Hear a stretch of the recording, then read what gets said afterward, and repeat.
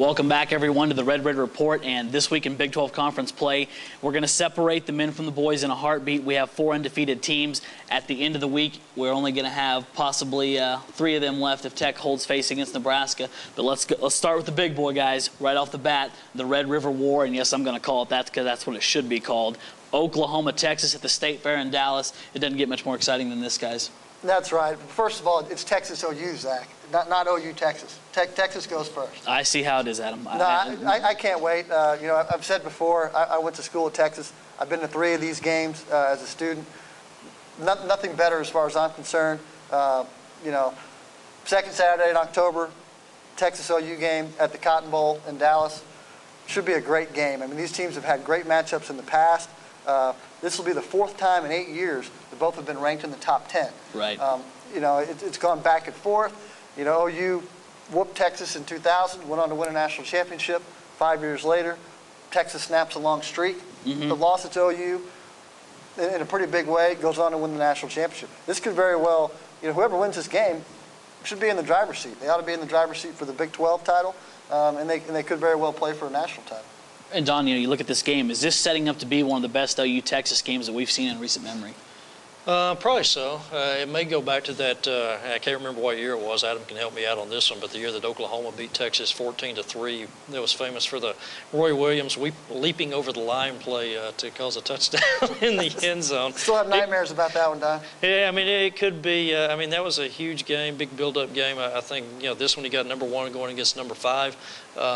Pretty much a toss-up, but the Sooners have looked so good this year in all phases of the game, offensively and defensively both. I expect them to prevail on Saturday afternoon and hold on to the number 1 ranking and to a share of the top right now, share of the top spot in the Big 12 South. And from an even-minded standpoint, Adam, can you agree with that?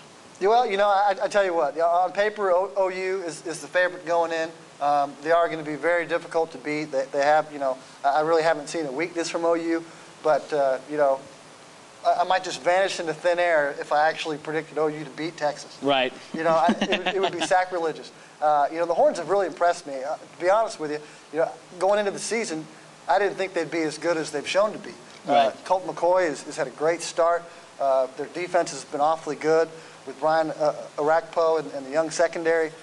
Yeah, I think the Horns can pull this one out, and I'm going to go ahead and say that they will. All right, and that game's at 11 a.m. kickoff. That'll be on ABC. And now we turn our attention to number 2 on the list for big games. That one will be the last one of the night on ESPN2.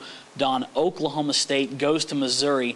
Are we going to find out finally how good that football team is? You know, this will be a good game to watch, particularly if you're a Texas Tech fan coming home after that 2 o'clock start against Nebraska to settle in and watch OSU, Missouri.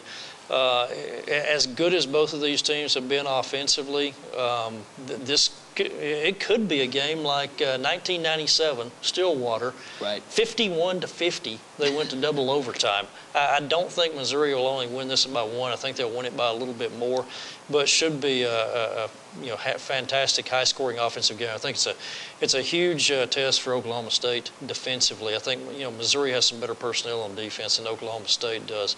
It's a big test for Oklahoma State defensively to see if they can deal with Chase Daniel and all the weapons that Missouri throws at them. On the other hand, obviously Oklahoma State right now early in the season, or since early in the season, they've hung their hats on being one of the best rushing teams in the nation, second in the nation in rushing yards. But what's happened for them over the last few weeks is Dez Bryant at wide receiver has emerged as just a super spectacular playmaker. He's vaulted himself into the same category as Mike Crabtree and Jeremy Maclin, who are 2 of the best wide receiver playmakers in college football. Dez Bryant is a former blue chip recruit, and he's putting it all together. Last weekend down at Texas A&M, or against Texas A&M, 3 touchdowns through the air and 1 touchdown on a 78-yard punt return. And so they probably need some more of that kind of production from him to stay with the Tigers. And Adam, does Chase Daniel and crew, do they get a challenge from Oklahoma State in this game? Where do you see it going? Yeah, I think they could. Well, they'll definitely be challenged. I think it'll probably be the closest game they've played so far. Of course, they had that 52-42 win over Illinois, I think, in the opener. The first game of the year. Yeah, I think Oklahoma State offensively has a chance to keep up with Missouri, but I think defense is going to make the difference in this game. As Don said, Missouri is a lot better on defense. So with that said, I'm not sure if Oklahoma State can quite hang with them. Right, and you talk about the rest of the slate in the Big 12 Conference.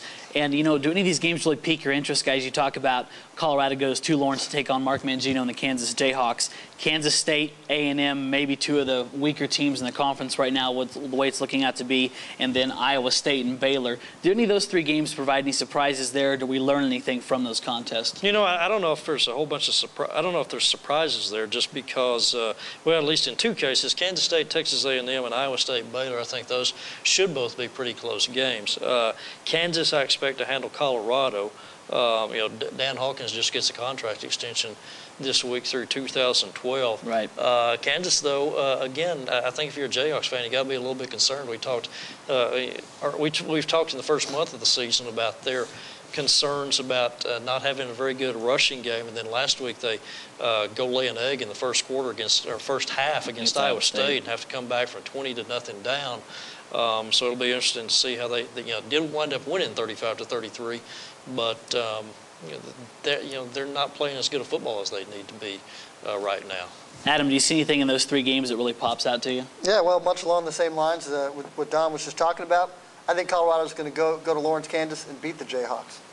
Really? You think Dan Hawkins pulls that upset off? It was last week a true indication of Kansas and their lack of running game and the problems that they have. And it caused them a lot of problems in the first half against Iowa State. And they're really lucky that they got back in that contest. Well, they really are. I mean, you got to give the Jayhawks credit for coming back and winning that game.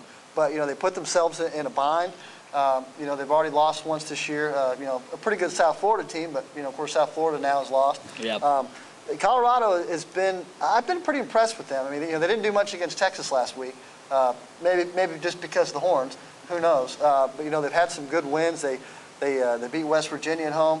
I think coming off a bad game like they had against Texas, I think Hawkins will have these guys ready to go. I think the Buffs are going to go in there and win. Definitely a tougher non-conference schedule than what KU faced, throughout the season. And, you look at it, guys, I don't want to jump ahead too far, but then you start thinking about next weekend after we get these done. You got Texas, Missouri. We're really going to sort out the conference in a hurry before it's said and done.